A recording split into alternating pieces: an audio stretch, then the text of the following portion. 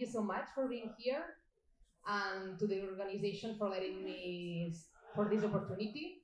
And let me explain a little bit of my background and my studio's background. We can, yeah, let's put, let's start with video. Meanwhile, I will talk about it a little bit. I represent a company. It's called Pendulo Studios. It's the most veteran studio in Spain. Around 30 years. It's our birthday this month currently. It was our first point and click of Spain. You can see here different of our video games.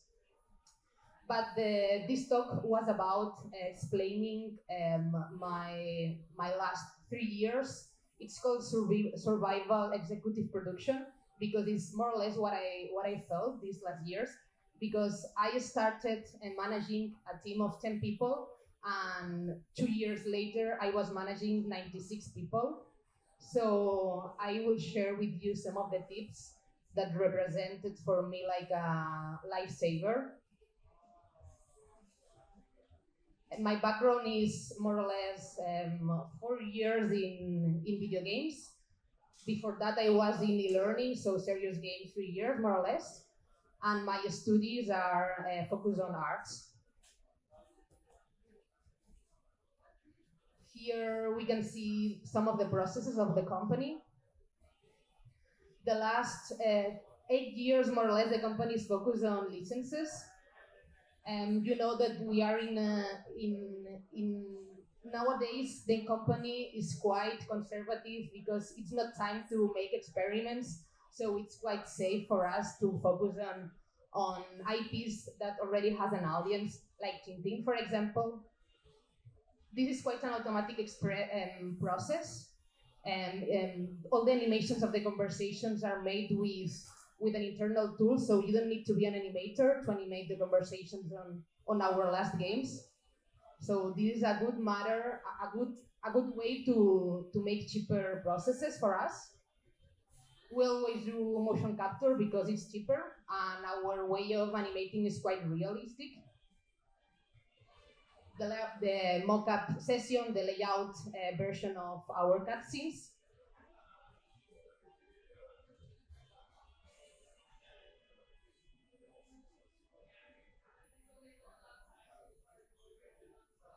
Currently, we are working on the porting of Tintin in French, Tintin. And meanwhile, we are starting with a new project. Currently, we are like 54 people right now. We just experienced a reduction of our company the last 3 months, as many other companies. So that is Pendulo Studios. Also, in parallel, for you to know a little more about my background, I have another company with my colleagues. It's an indie one. So I have both knowledge in AA and indie. So first of all, I need to say that because sometimes when I talk to the people of my team, they feel very scared and they feel a lot of panic when I share with them hours, timeline, roadmaps, and budgets. So for your information, if you are not comfortable with some of these keywords, please, it's time to leave the room right now. So let's talk about having a fixed deadline and a fixed budget. And the third key part of this slide is that the people can add more content, not just the stakeholder, the investors or the publisher, also your creative director, the game designers. But this is fine. I think this red sentence, thanks to this red sentence, I have a job in the industry. So let's play the game. One clear part of the approach of production is that you can go for an adaptive process or a predictive way process. For me, the predictive is okay, but it's not very common to find the perfect background to go for this approach. So adaptive is the funnier one. So let me share 5 tips with you about how to survive in an adaptive background with a lot of changes in terms of scope. The first tip could be this one. If winter comes, you need to pruning to cut some additional branches. So one of the most powerful tools that the producers have is a scissor. It's very satisfying and very evil to have this scissor and to keep the deadlines and to keep the budget. You have the power and the will to cut any additional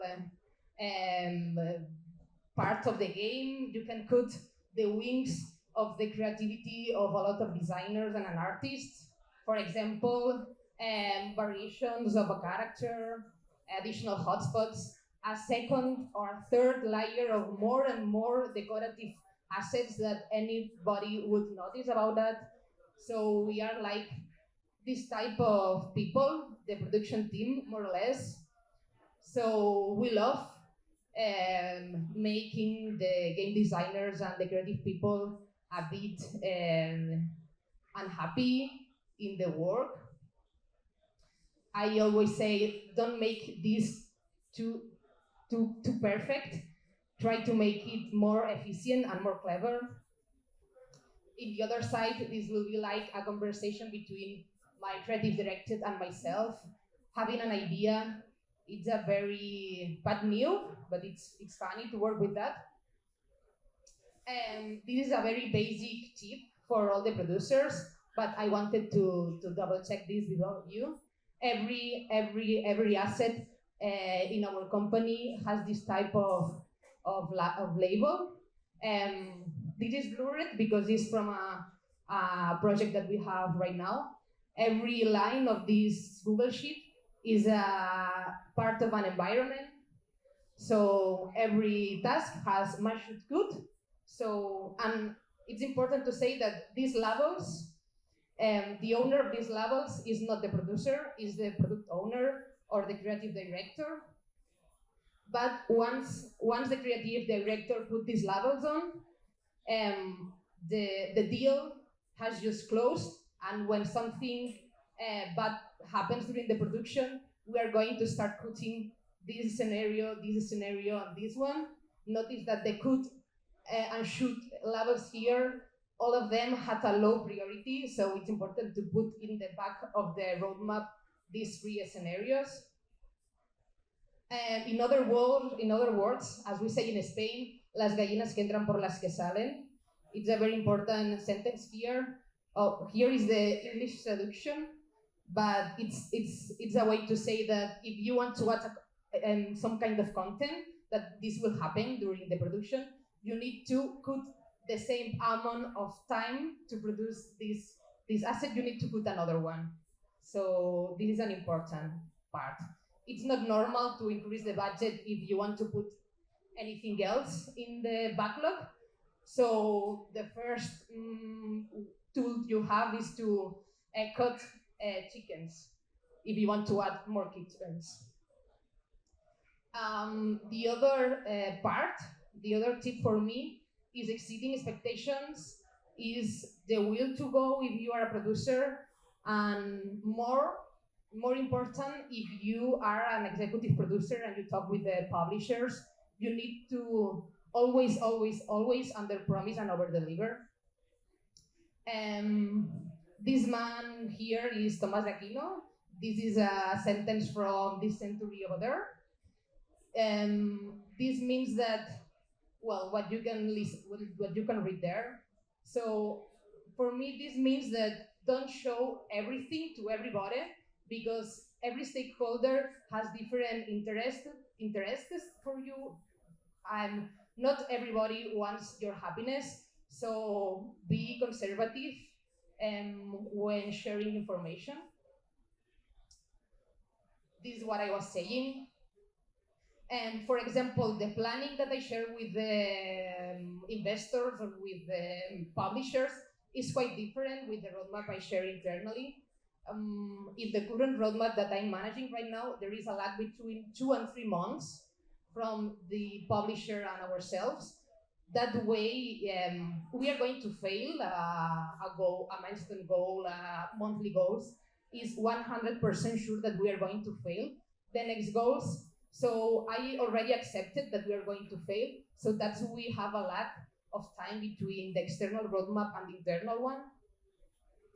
So maybe for me is the, if you want to tattoo a sentence, if you're a producer, I think this will be the first selection.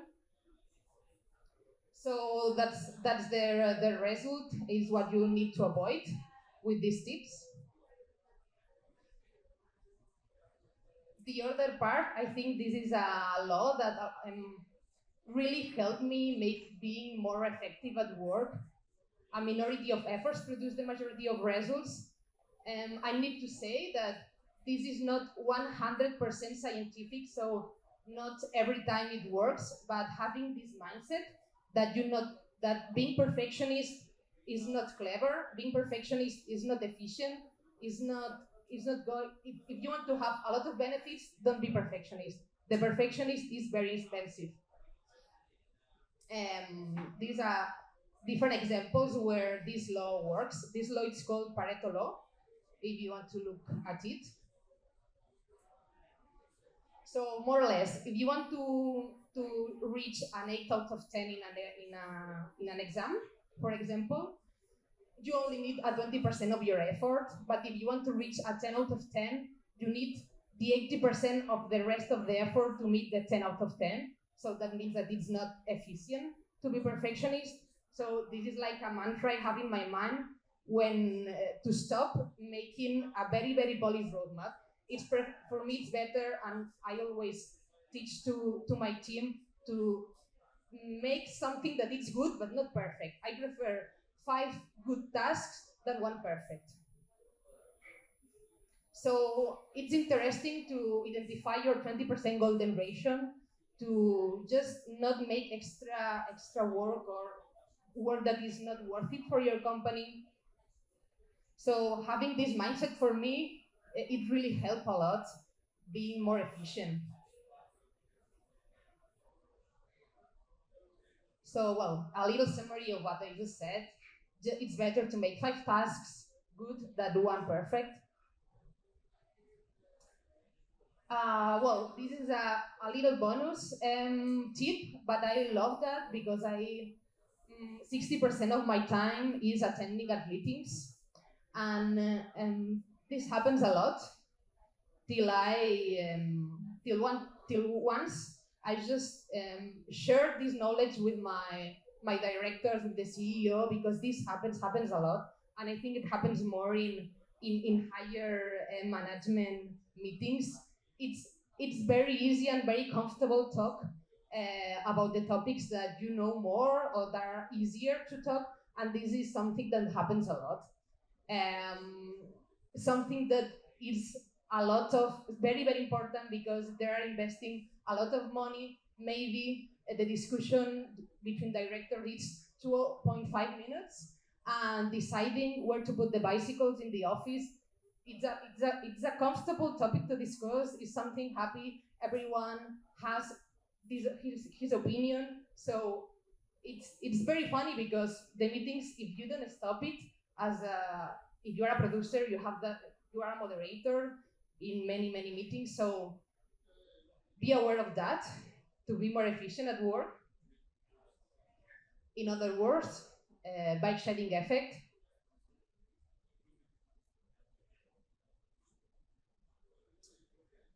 And this one is something that I learned after failing in my Excels.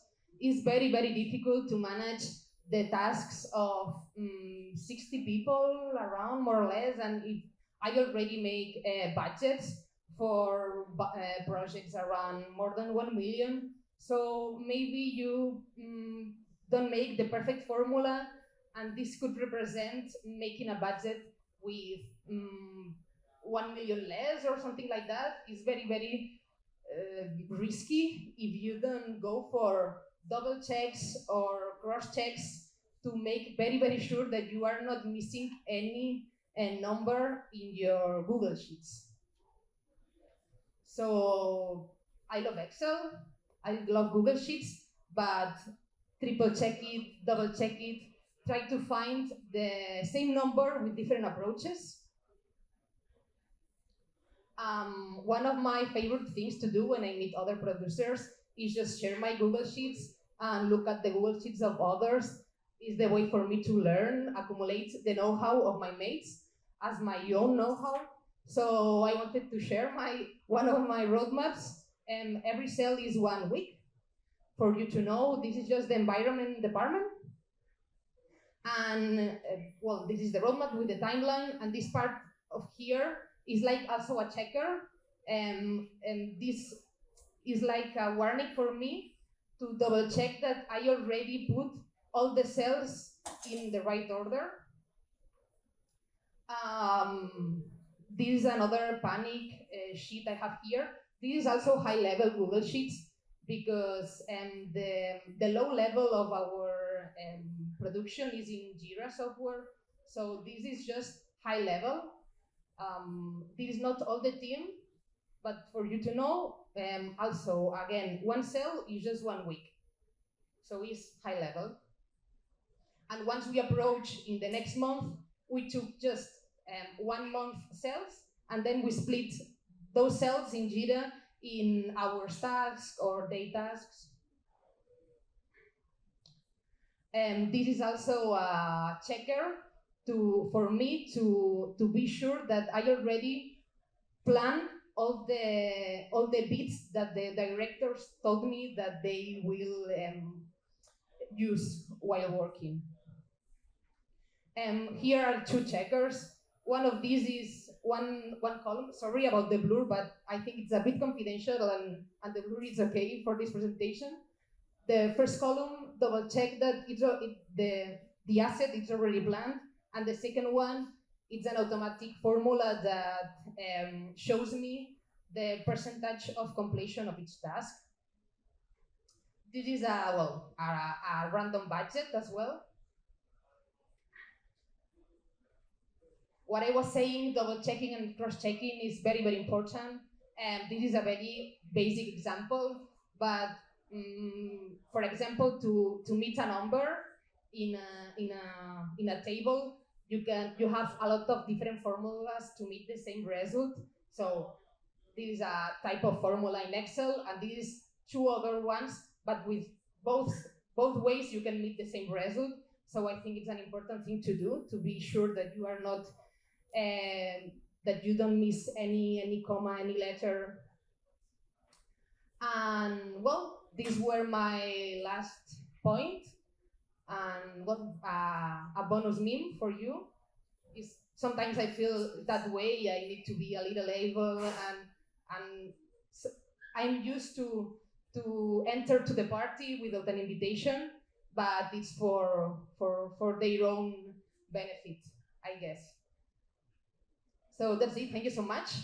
So you have any questions, feel free.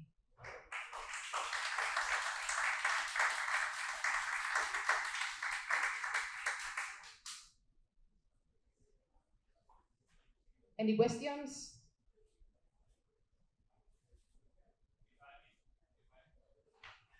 I understood well, you started leading a team of 40 people, and then or 20, and then you go up until 60 or 90.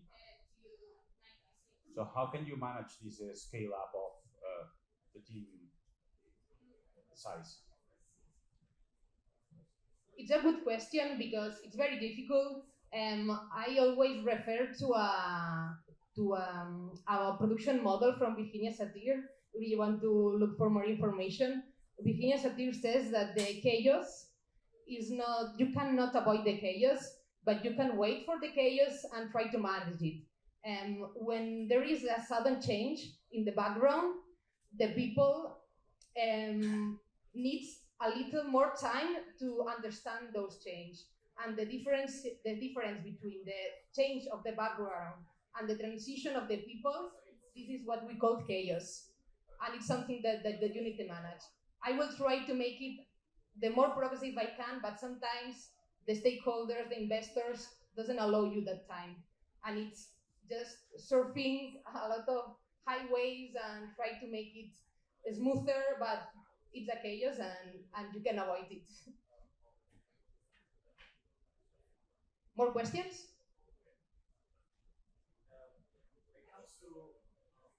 When it comes to critical roles, let's say, do you have like backup plans usually, or like a bottleneck sort of roles? Yeah, absolutely. Well, it could be a very good point for this presentation as well. I have a lot of backup plans, B, C, D, and E.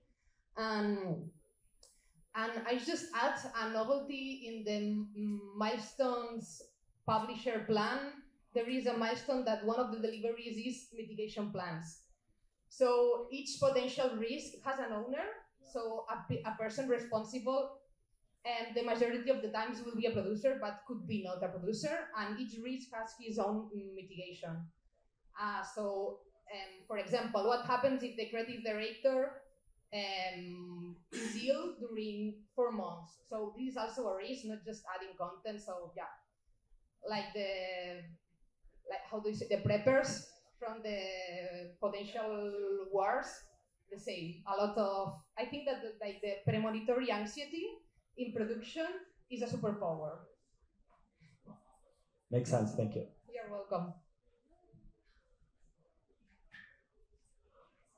Any more questions?